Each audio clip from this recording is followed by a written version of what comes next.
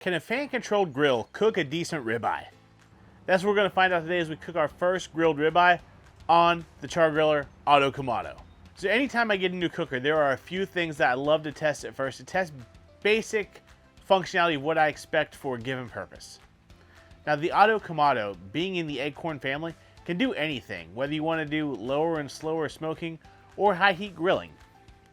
But to me, an Acorn first and foremost is a grill. So today we're going to test out, can we cook a fantastic steak on this thing?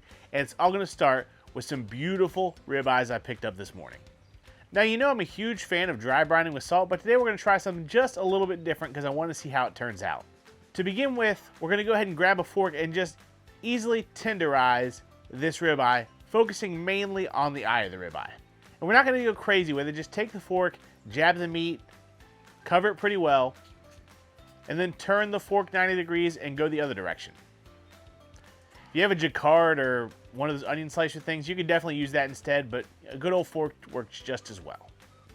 This is where it's going to get a little bit different, where we're going to take our competition brisket injection, which is Cosmos Q Reserve Blend for beef, mix it up according to the packaged instructions, so 1/3 cup to 1 bottle of water, and we're going to cover these steaks for 2 hours in the fridge. Just get them in a bag and cover them up. Near the end of that 2 hours, it's time to fire this Auto-Kamado, and of course I'm going to do it with a little bit more B&B lump charcoal and the Grill Gun by Grill Blazer. This is absolutely my favorite way to start charcoal fires. I'm going to try to start a fire pretty evenly around the top of it. And as always, if you want your own grill gun, there's a 10% discount link in the description below. Once we've got a pretty even disbursement of a light fire, because remember, this fan is going to supercharge this, we'll just take the Auto-Kamado, set it to 600 degrees, follow the instructions to set the top damper to 5, let it take care of the rest. We're going to get these steaks out of the marinade and season them up with just a classic steak seasoning. That combo for me is going to be Cosmos Q Cow Cover Hot. We're going to start high and just let it go because this stuff is pretty potent. And then we'll use Cosmos Q SPG for that classic steak and chop house texture. Flip them over to the other side, hit them, and let them rest while this cooker finishes coming up to temp. Now right before we go on, I'm going to open this up and hit the grate with some Pam spray. With it being raw cast iron, even though we're seasoned, I just don't want these to stick, so I'm going to go ahead and hit it with this oil. As always, use the hold button and make sure not to light yourself up with the flame ups from the oil. After that's had just a couple of minutes to sort of smoke off, on we go with the steaks, and it's going to be a classic 2 minutes, 2 minutes, 2 minutes, 2 minutes. That is 2 minutes, rotate, 2 minutes, flip, 2 minutes, rotate, and at that point we'll start checking temperatures. After 6 minutes, this is at 124 internal.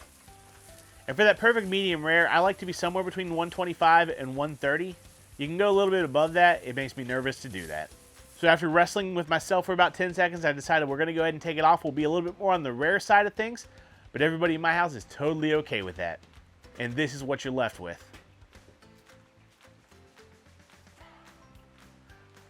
Now that was actually mine and my family's lunch for the day, and it came out fantastic.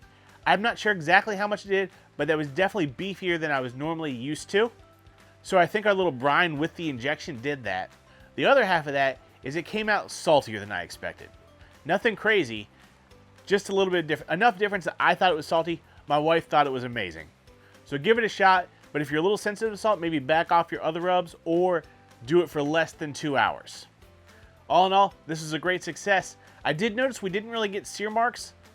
Now that could have been from the Pam cooking spray that I sprayed on right before the steaks went on, or quite possibly I need to learn how to use this cooker with the fan on it a little bit more effectively when it comes to searing and putting grill marks on. Either way, these steaks were absolutely amazing and you need to give it a shot. Now if you see this Auto-Kamado and you need to know a little bit more about it, hey, meet me over here and let's go see what we got.